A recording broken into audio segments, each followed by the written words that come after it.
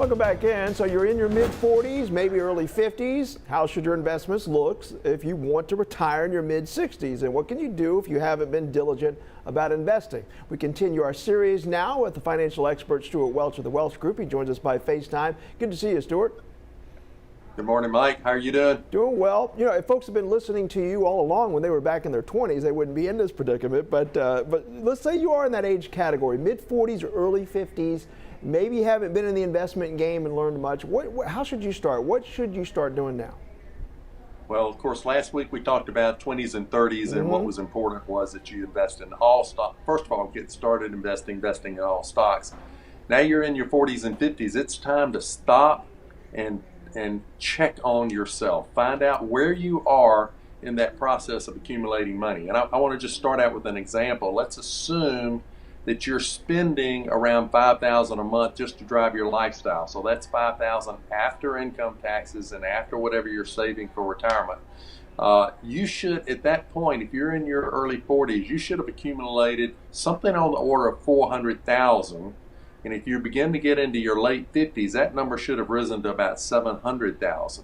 So you're talking about having to create hundreds of thousands of dollars by now in order to be on track to have the kind of retirement that you're going to want to have.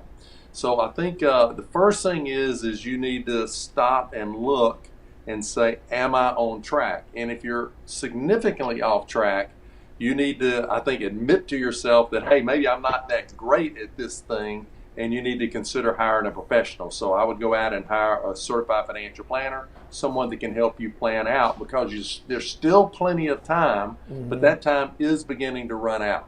And we talked a little bit last week about risk. You're going to have to determine what your risk level is and risk comfort is because you may have to take a little bit more risk, I guess, if you want to build quickly. Obviously, we know the pandemic with the economy has really taken a hit. Some of that has come back. If you got behind because of that reason, does that change your strategy a little bit as well? Well, I do think that if you're one of the people that have gotten laid off or furloughed, that may be a little bump in the road. I think for most people, this has obviously been a fairly short period of time, and the economy does appear to get back on beginning to get back on track. But I think that you're going to need to save harder.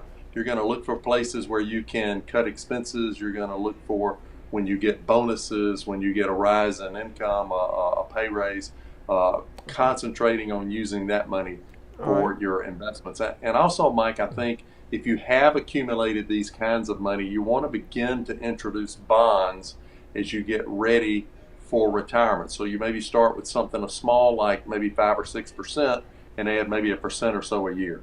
Some good advice this morning. Thank you very much, Stewart Welch from the Welch Group. Appreciate it. All right, well, today you want to go ahead and indulge